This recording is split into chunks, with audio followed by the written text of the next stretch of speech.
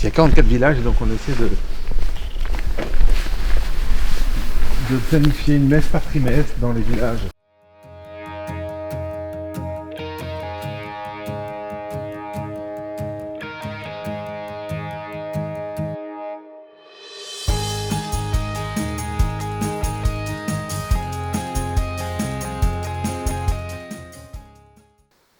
Donc Jean Morel, j'ai 50 ans.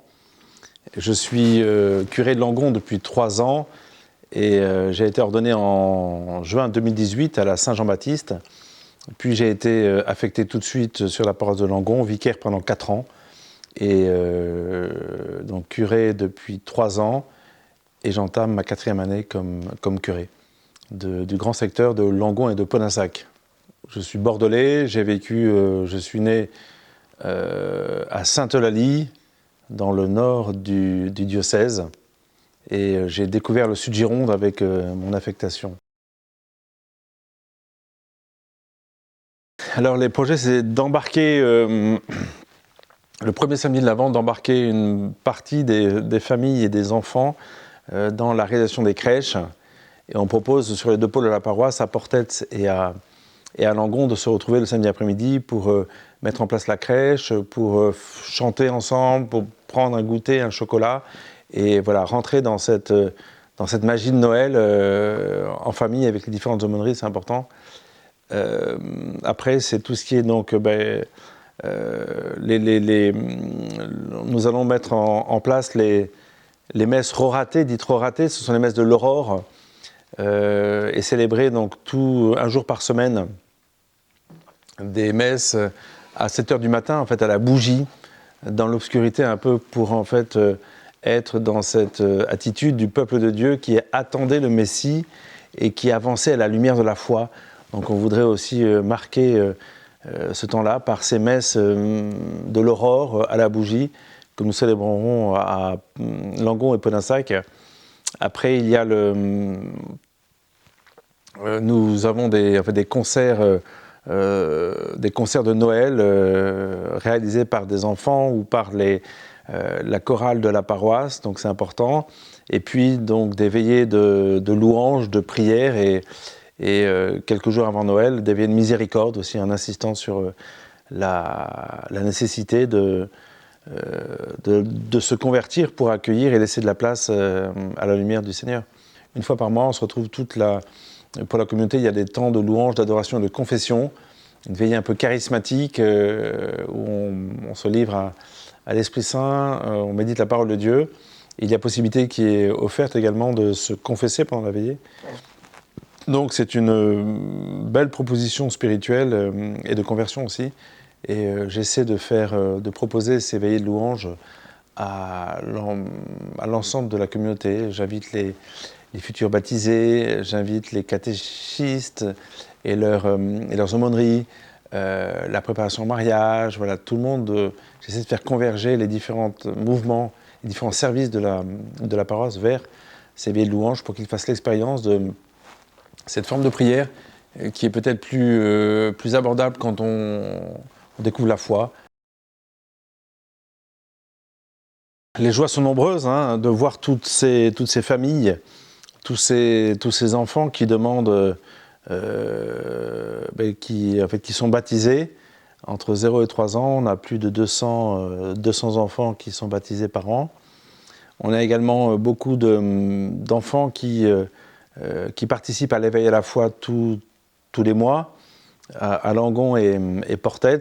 On a donc deux belles équipes, une 50aine d'enfants à Langon et 30 enfants à Portet. Donc c'est l'occasion vraiment de se réjouir. En même temps, on accueille les parents lors de ces matinées en paroisse. Donc on propose aux parents également un parcours d'éveil à la foi et de les initier, qu'ils soient en fait capables de répondre en fait aux questions que se posent leurs enfants. Donc vraiment beaucoup de joie. Beaucoup de joie aussi parce que les assemblées, on constate que nos assemblées dominicales sont de plus en plus fournies en raison de toutes ces familles qui demandent un sacrement ou qui se rapprochent de l'Église.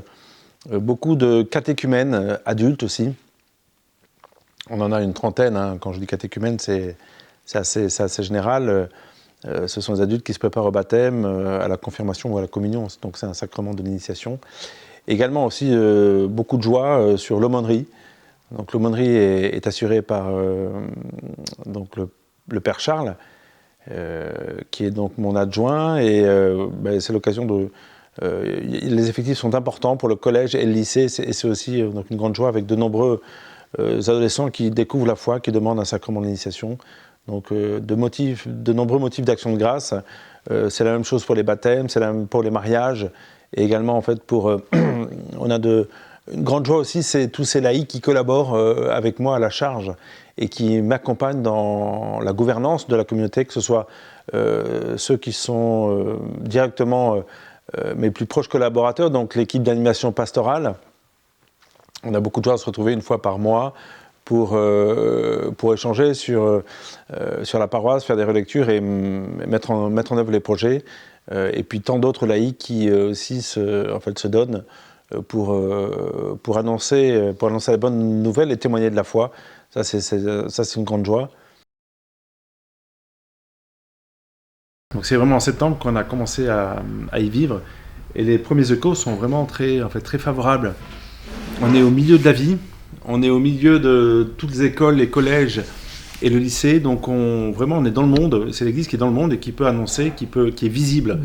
Et ça, c'est vraiment agréable. Et donc les gens aussi sont surpris quand ils viennent, quand on les accueille, d'être au milieu de la vie. Et je pense que c'est important pour l'église qu'on soit visible pour être missionnaire. D'abord, ça a été, moi je pense, les anecdotes, ça a été toute la préparation du projet. J'ai été très heureux d'être entouré par des paroissiens compétents par leur métier en tant que chef d'entreprise, entrepreneur, et qui m'ont vraiment accompagné dans la mise en œuvre de ce projet, la définition du projet, la mise en œuvre.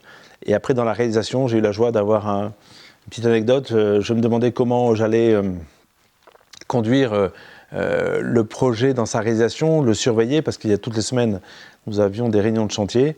Et le Seigneur, en fait, m'a fait le cadeau d'un paroissien qui a fait une école de prière et qui m'a dit, donc à la fin, avoir été très touché par cette école de prière. Et c'était un jeune retraité et il m'a dit, mais toute ma vie, j'ai construit des bâtiments, des écoles. Et je me suis dit, mais est-ce que vous ne voudriez pas en fait, m'accompagner? Et voilà, donc il a accepté avec joie et ça a été vraiment un grand soutien d'avoir un professionnel à mes côtés toutes les semaines. Et quand je n'étais pas là aussi, de pouvoir compter sur lui et sa compétence pour suivre le projet et pour éventuellement rectifier en fait, les erreurs ou répondre aux questions des différents en fait, entrepreneurs qui ont réalisé la maison. C'était pour moi vraiment très important. Voilà, mais c'est toute cette... Et puis en fait, une anecdote, oui, c'était pour l'inauguration, grande surprise. Qu'est-ce qu'on fait? On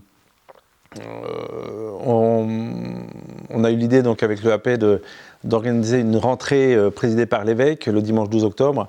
Et notre surprise a été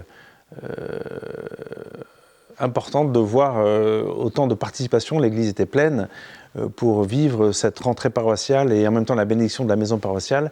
Et nous avons été très nombreux après à venir pour la bénédiction de la maison. Et c'était touchant de voir comment l'évêque a intégré les enfants pour la bénédiction de la maison. Et ce sont les enfants qui sont rentrés après avoir coupé le ruban et donc qui ont béni la maison. Et après, c'était vraiment un jour de joie, un jour de fête, avec une grande implication de tous les paroissiens, un peu...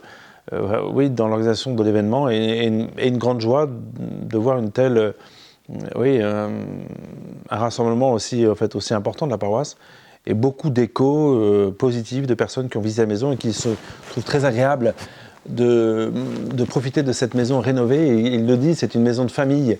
On est heureux d'être là, on peut venir avec des amis, on est accueillis, on peut prendre un café quand on veut, un biscuit, enfin, et il y a toujours quelqu'un pour vous ouvrir.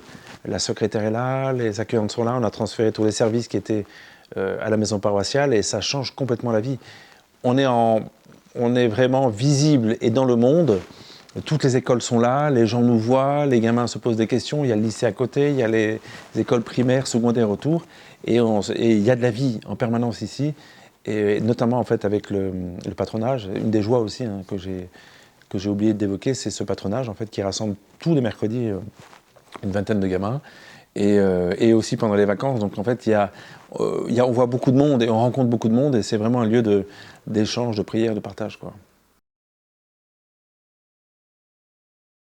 Le psaume 33, qui regarde vers lui resplendira sans ombre, on est trouble au visage. Pour moi, c'est une phrase essentielle. Je me dis, qui regarde vers lui, c'est qui prend le temps dans la journée de se tourner vers le Christ, vers le Seigneur, en fait, se laisse, se rend vulnérable en fait à la grâce de Dieu, et le Seigneur en fait nous glorifie en fait dans la prière. Donc il vient nous façonner et ça change le regard, ça change l'écoute, ça change notre attitude concrète. Et donc voilà, pour moi c'est important. Une phrase qui m'a beaucoup bousculé, c'est: à qui irions-nous, Seigneur, tu as les paroles de la vie éternelle. C'est une phrase que j'ai reçue quand j'étais à Tor Vergata en 2000, à l'occasion des Journées mondiales de la jeunesse. Et Jean-Paul II, qui était déjà bien affaibli par la maladie de Parkinson, avait des yeux très, très percutants qui scintillaient. Et quand nous avons été accueillis sur la place Saint-Pierre, il a posé cette question: qui êtes-vous venu, que cherchez-vous, que cherchez-vous? Et après, il dit: voilà, c'est le Christ que vous cherchez. Donc ça m'a beaucoup fait réfléchir. Et avec cette phrase qui était aussi prononcée par Jean-Paul II lors de l'homélie à qui irions-nous, Seigneur, tu as les paroles de la vie éternelle. Mais j'essaie en fait sans arrêt aussi de me nourrir de la liturgie au quotidien.